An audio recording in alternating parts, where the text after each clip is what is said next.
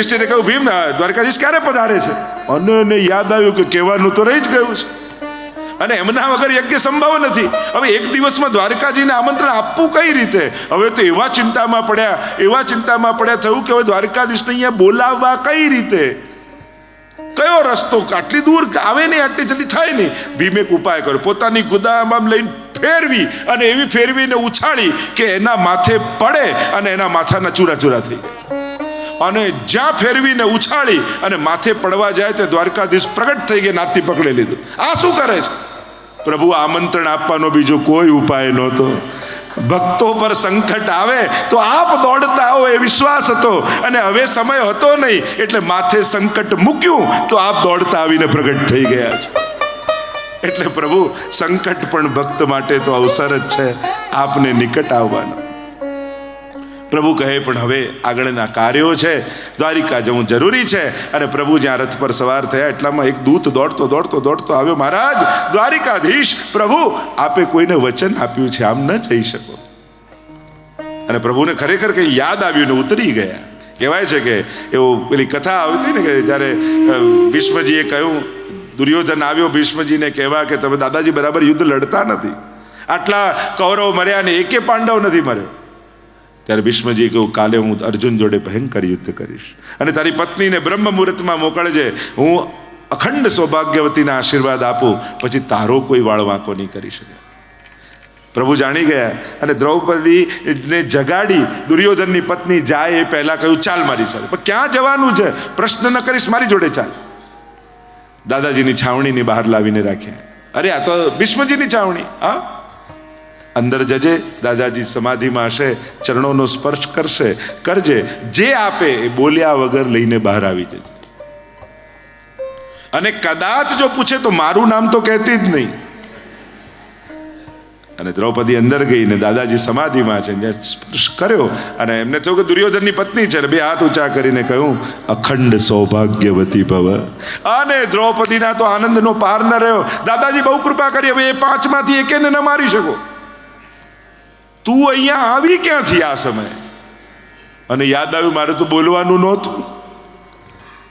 અને પ્રભુએ પોતાનું નામ, હું તો મારી સખી સાથે આવી છું. ભીષ્મજીએ કહ્યું, મારે તારી સખીને જોવી છે. અને પ્રભુએ પીતાંબર કાઢ્યું, ઘૂંઘટો તાણી લીધો. ભીષ્મજી આવ્યા બહાર અને જ્યાં ઘૂંઘટો ઊંચો કર્યો, બોલો દ્વારિકાધીશ કી જય. મંદ સ્મિત કરતા પ્રભુના મુખારવિંદને જોઈ દડ દડ આંસુ પડવા લાગે કે પ્રભુ ભક્તોની રક્ષા કરો છો, અને ભક્તોની રક્ષા માટે કેવી કેવી લીલા આપ કરો છો. વચન આપો પ્રભુ, મારો પણ અંત સમય હોય ત્યારે આ સ્મિત કરતા મુખારવિંદના મને દર્શન આપવા પધારશો. પ્રભુએ વચન આપ્યું, હા દાદાજી, અંત સમય હું સામેથી આવીશ. અને એ વચન યાદ આવ્યું પ્રભુને. બાણ સૈયા ઉપર ભીષ્મજી સૂતા છે, આખું શરીર વિંધાઈ ગયું છે. ભીષ્મજી એમ તો સત્યવાદી, આટલા ધર્માચરણ કરનારા, પોતે સાચા હતા, પણ ખોટા પક્ષે ઊભા રહ્યા તો એમણે પણ બાણ ખાવા પડ્યા. ઈચ્છા મૃત્યુનું વરદાન છે. આખો ભીષ્મજીનું ચરિત્ર જુઓ. શાંતનુ રાજા અને ગંગાજી જોડે એમના વિવાહ થાય છે. શરત એક, હું જે કરું એમાં પ્રશ્ન નહીં કરવાનો. એક પછી એક બાળકને ગંગાજીમાં મૂકી આવે, અને 8મા વસુ એ ભીષ્મજી. પૂછવું પણ કેમ રોકે? અને જ્યાં પ્રશ્ન કર્યો, ગંગાજી બાળકને આપીને જતા રહ્યા.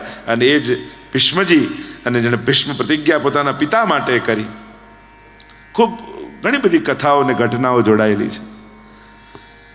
સૂતા છે બાણ સૈયા ઉપર ભીષ્મજી, શ્વેત વસ્ત્રો ને શ્વેત કેશ, દાઢી, જીવનોનો અનુભવ લઈને ભીષ્મજી સૂતા છે. પ્રતીક્ષા કરી રહ્યા છે ઉત્તરાયણની. સૂર્યની 2 ગતિ, દક્ષિણાયન ઉત્તરાયણ.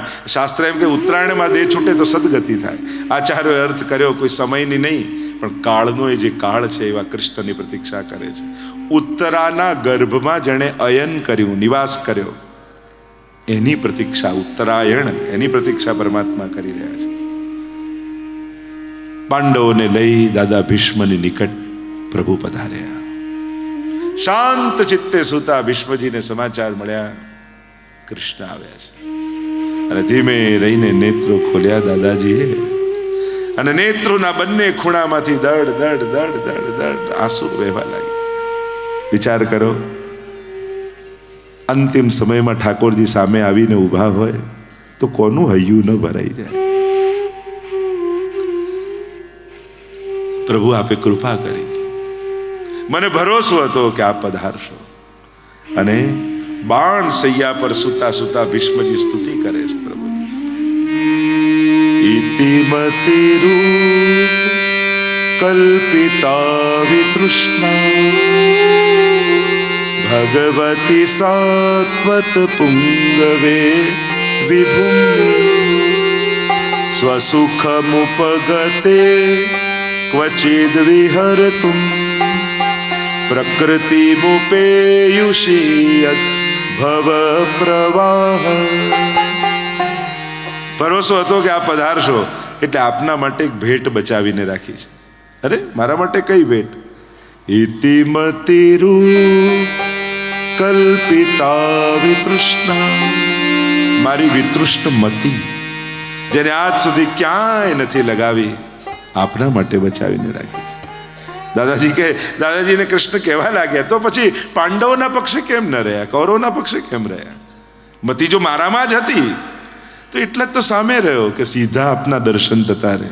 પાંડવો પક્ષે રહે તો વળી વળીને આપને જોવા સંભવ નહોતા, એટલે જ તો સામે પક્ષે રહ્યો કે મારી બુદ્ધિ આપનામાં છે. ત્રિભુવન કમનમ તમાલ વર્ણમ રવિકર ગૌરવ રામબરમ દધામે વપુરલક કુલા વૃતાનનાબ્જમ વિજય સખે રતિરસ્તુ મે નવદ્યા.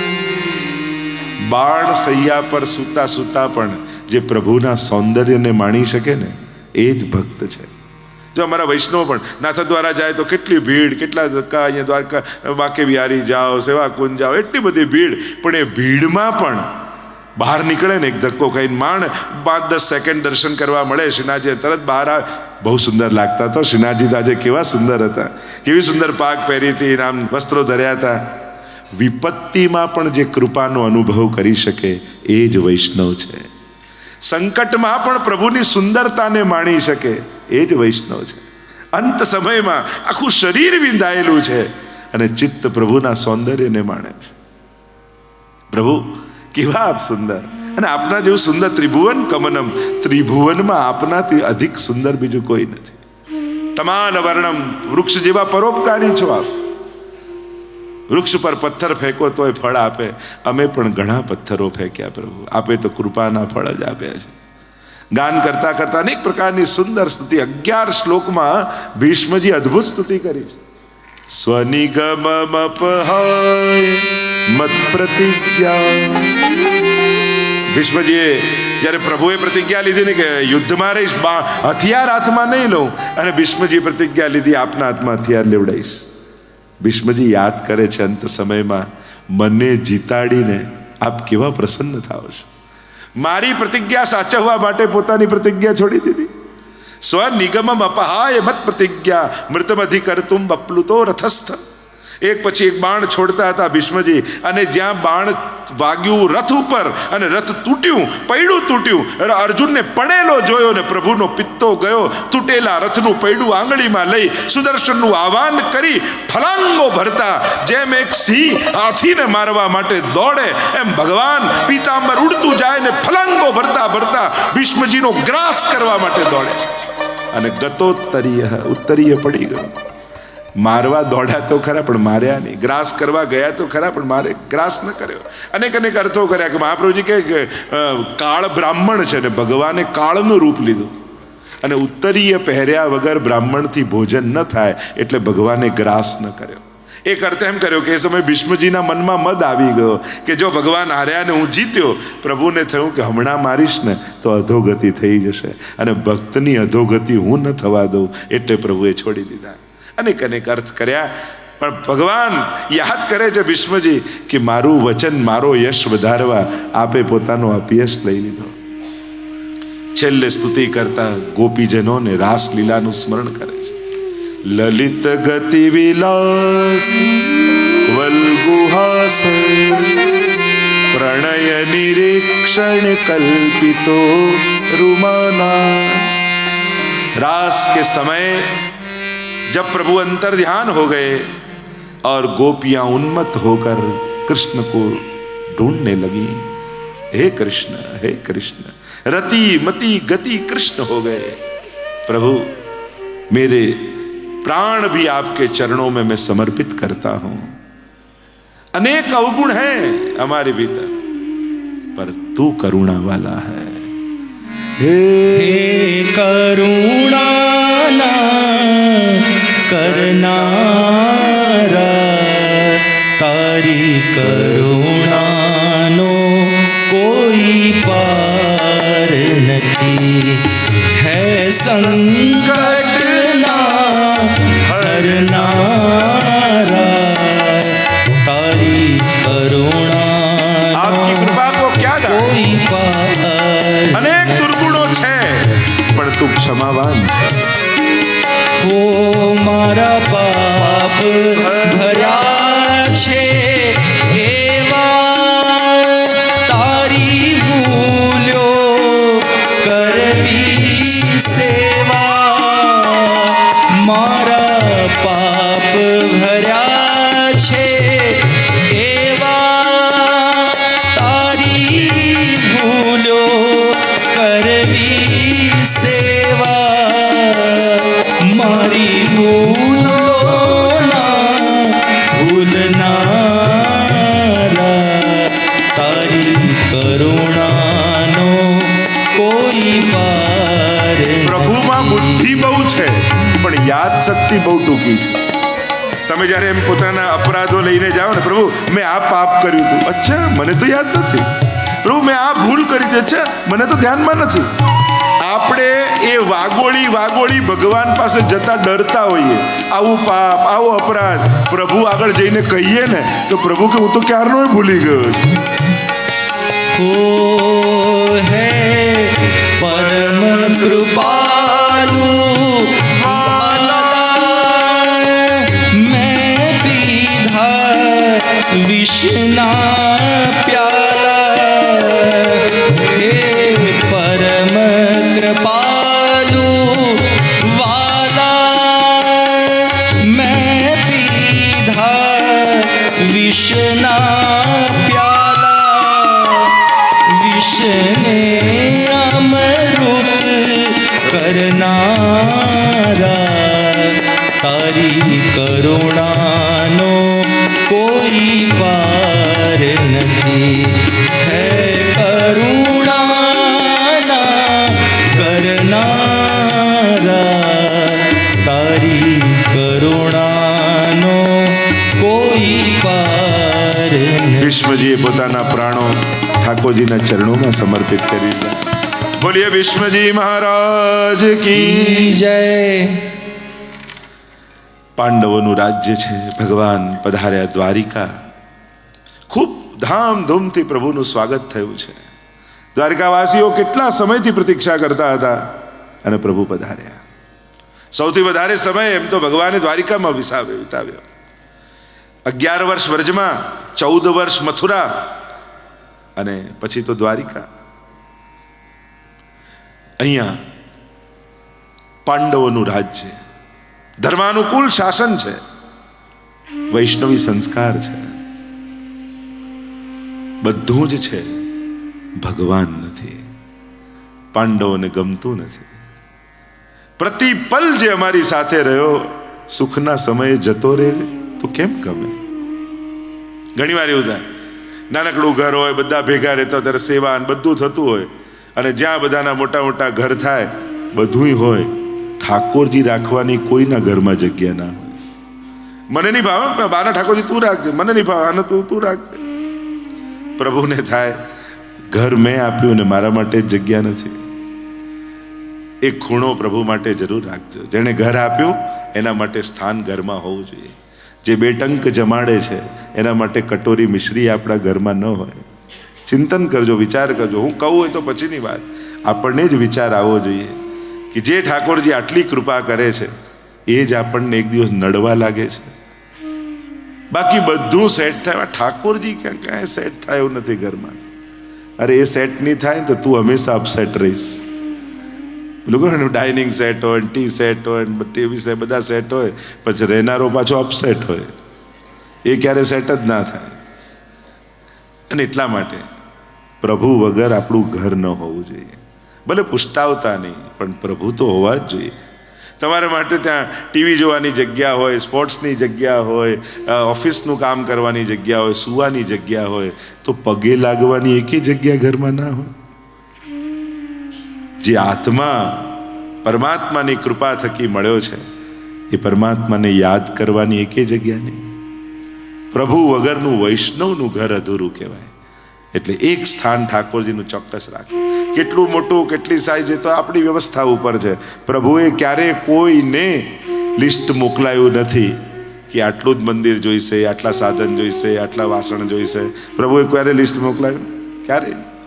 બસ મને તું જોઈએ છે. પ્રભુની તો એટલી જ ડિમાન્ડ છે, મને તારા થકી આનંદ છે, તારી વ્યવસ્થા નહીં, મને તારી જરૂર છે. અહીંયા અર્જુનનું મન લાગતું નથી એટલે કહે છે, મોટાભાઈ તમે જો આજ્ઞા આપો તો હું દ્વારિકા જઈ આવું. ઠીક છે, જાય તો વાંધો નથી, વહેલો આવજે. ગયા છે અર્જુન. ઘણો લાંબો સમય થયો. રોજ યુધિષ્ઠિર પ્રતીક્ષા કરે કે આટલો સમય થયો ને હજી અર્જુન આવ્યો નથી. અમંગળના એંધાણ ચારે બાજુ દેખાવા લાગ્યા. એમ થયું કંઈક અમંગલ થઈ રહ્યું છે. જો એક ટ્રાન્ઝેક્શનનો પીરિયડ હોય. ભગવાન જ્યારે સ્વધામ પધારે ને પછી ત્યાં દ્વાપર પૂરો થાય ને કલયુગ પ્રવેશ કરે. પ્રભુ જ્યાં સુધી ભૂતલ પર હતા છે ત્યાં સુધી જ દ્વાપર, અને ભગવાન જ્યારે ભૂતલ છોડે એટલે કલયુગનો આવવાનો સમય થાય. અહીંયા યુધિષ્ઠિરને સમાચાર નથી કે યાદવા સ્થળી થઈ ગઈ છે, ભગવાન સ્વધામ પધારી ગયા. આ બધી ઘટનાઓ ત્યાં ઘટી ગઈ. અને સ્વધામ જતા પહેલા અર્જુનને કહે છે ભગવાન કે તું જા, પાછો આવે છે. અહીંયા યાદવો અંદર અંદર લડે છે અને જે દુર્દશા થાય છે. અહીંયા અમંગળના એંધાણ દેખાય છે. રોજ પ્રતીક્ષા કરે યુધિષ્ઠિર. રસ્તામાં રાજમાર્ગ પર દ્રષ્ટિ કરી. આટલો સમય થયો ગયે, અર્જુન હજી આવ્યો નથી. અને એક દિવસ અર્જુનનો રથ આવતો દેખાયો. ધ્વજા ફરકી રહી છે અર્જુનની છે, રથ અર્જુનનો. અંદર બેસેલો વ્યક્તિ અર્જુન જેવો લાગતો નથી. દોડતા યુધિષ્ઠિર સામેથી ગયા અને નીચે ઉતરીને અર્જુન પોક મૂકીને રડી પડ્યો. અરે અર્જુનને પૂછે છે યુધિષ્ઠિર તારું તેજ ક્યાં ગયું? અર્જુન કોઈ ભૂખ્યાને મૂકીને ભોજન કરી લીધું, કોઈ સ્ત્રીની લાજ નથી બચાવી શક્યો, કોઈ વડીલનું સન્માન નથી સાચવી શક્યો, તારું તેજ કેમ નથી? અને જોરથી રડતા અર્જુને કહ્યું, અર્જુનનું તેજ તો દ્વારિકાધીશ છે, અને દ્વારિકાધીશ આપણને બધાને છોડીને સ્વધામ પધારી ગયા છે. યાદવા સ્થળી થઈ છે, લડી લડીને બધા મરી ચૂક્યા છે. અને જ્યાં સમાચાર કુંતાજીએ સાંભળ્યા પ્રભુ નથી, એ જ ક્ષણે કુંતાજીએ પોતાના પ્રાણોના ત્યાગ કરી દીધા. પાંડવોનું પણ મન હવે લાગતું નથી રાજકાજમાં.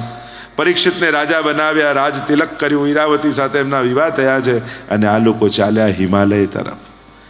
કારણ કે ભગવાન જ નથી તો આ બધું ભોગવીને શું કરવાનું? વૈરાગ્ય જાગ્યો છે. હિમાલય તરફ એક એક કરીને પડે છે, અને સ્વર્ગારોહણની આખી કથા છે. પરીક્ષિત રાજા બન્યા. નગરચર્યા કરવા માટે એકવાર નીકળ્યા. લાવ જઈને જોઉં તો ખરા મારા નગરમાં ચાલે છે શું. એક દ્રશ્ય જોયું. એક પગ ઉપર એક બળદ ઊભો છે. એક શુદ્ર રાજા મારી રહ્યો છે. બાજુમાં એક ગાય ઊભી છે ને આ જોઈને રડી રહી છે. પૂછ્યું તું કોણ છે?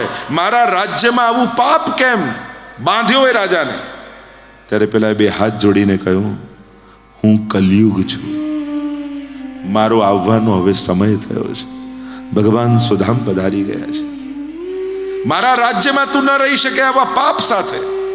મહારાજ, સમયને કોઈ રોકી શકતું નથી. એક વસ્તુ યાદ રાખો, સમયને કોઈ રોકી નહીં શકે. સમયને રોકી ન શકાય, સમયને કેવલ સુધારી શકાય, એનો સદુપયોગ કરી શકાય. સમય તો જઈ જ રહ્યો છે. આજની ઘડી આપણે કહીએ ને આ ઘડી પાછી નહીં આવે. તમને એમ થાય કે પાછી કથા કરીશું, પાછા બ્રજમાં આવીશું. ભલે પાછું થશે પણ આ ઘડી તો ગઈ ને, આ ક્ષણ તો ગઈ, જીવનનો આ સમય તો ગયો જ. અને આપણા ધાર્યા પ્રમાણે બધું થતું નથી હોતું. સંજોગો અનુકૂળ થવા એ તો પ્રભુની કૃપા હોય ત્યારે બધો જ મેળ ખાય, બાકી નથી સંભવ હોતું. અહીંયા શરણે આવ્યો ને કહ્યું શરણાગતની રક્ષા કરવી રાજાનો ધર્મ છે, હું આપની શરણે છું. ત્યારે રાજા સારગ્રહી હતા, એણે જોયું બધા અવગુણ આનામાં છે પણ સદગુણના દ્રષ્ટા છે ને, એટલે કહ્યું યત ફલમ નાસ્તિ તપસા ન યોગે સમાધિનામ તત ફલમ લભતે સમ્યક કલૌ કેશવ કીર્તના. કે અન્ય યુગોમાં અન્ય કાર્યોથી જે થાય, કલયુગમાં તો કેવલ પ્રભુના નામ લેવા માત્રથી પ્રભુની પ્રાપ્તિ છે. આવો એક સદગુણ જોયો તો કહ્યું ઠીક છે, તને રહેવાની જગ્યા આપીશ. 4 સ્થાન આપ્યા. કહ્યું દ્યુતમાં કલયુગ, જુગારમાં કલયુગ, જ્યાં પણ જુગાર જેવું રમાય એ બધું કલયુગ. કલયુગ એટલે ક્લેશ, કોઈને કોઈ પ્રકારનો ક્લેશ આવવાનો. વ્યસનમાં કલયુગ, વ્યભિચારમાં કલયુગ અને હિંસામાં કલયુગ. કહ્યું કે આ તો ચારે ખરાબ, કોઈ તો સારું સ્થાન આપો. તો કે સુવર્ણમાં પણ, અનિતિના ધનમાં પણ કલયુગ. આમ 5 સ્થાન આપ્યા. ધર્મના 3 ચરણ જોડ્યા. એ બળદ બીજું કોઈ નતું, સાક્ષાત ધર્મ. તપ, પવિત્રતા, દયા અને સત્ય 4 ચરણ છે, તૂટી ગયેલા. રાજાએ જોડ્યા. બાજુમાં રડી રહેલી ગાય બીજું કોઈ નથી, પૃથ્વી છે. ધર્મની દુર્દશા થાય ત્યારે પૃથ્વીને દુઃખ થાય છે. 4 સ્થાનના 5 સ્થાન આપીને રાજા પાછા આવ્યા અને વિચાર કરવા લાગ્યા કે મારા પૂર્વજો આટલું સંપત્તિ છોડી ગયા, મને તો સમય જ નથી મળ્યો કે શું મૂકી ગયા છે જોવાનો. લાવ જઈને જોઉં તો ખરા. અને જ્યાં તોશાખાનું ખોલ્યું, સોનાના હાર, હીરાના કંકણો, અનેક પ્રકારના શણગાર પડ્યા છે અને મુગટોની તો આખી એક હારમાળા છે. અને બધાને જોતા જોતા જોતા જોતા પરીક્ષિતની નજર એક મુગટ પર અટકી ગઈ. એવું કે આ કેટલો સરસ મુગટ છે. અને એ મુગટ હતો જરાસંધનો. રાજસુ યજ્ઞ સમયે ભગવાન ભીમ અને અર્જુનને લઈને યુદ્ધ કરવા માટે જ્યારે ગયા અને જરાસંઘનો વધ કર્યો, અને ત્યારે મુગટ જરાસંઘનો ભીમે લીધો, ત્યારે ભગવાને કહ્યું કે આ અનિતિનું છે, ન લઈશ, આ બીજાનું છે. અરે પહેરીશ નહીં, પણ વિજયના પ્રતીક રૂપે ઘરે રાખવું તો ખરા ને. ભગવાને કહ્યું પણ આવેલું ક્યારેક બોલશે, ન લે તો સારું.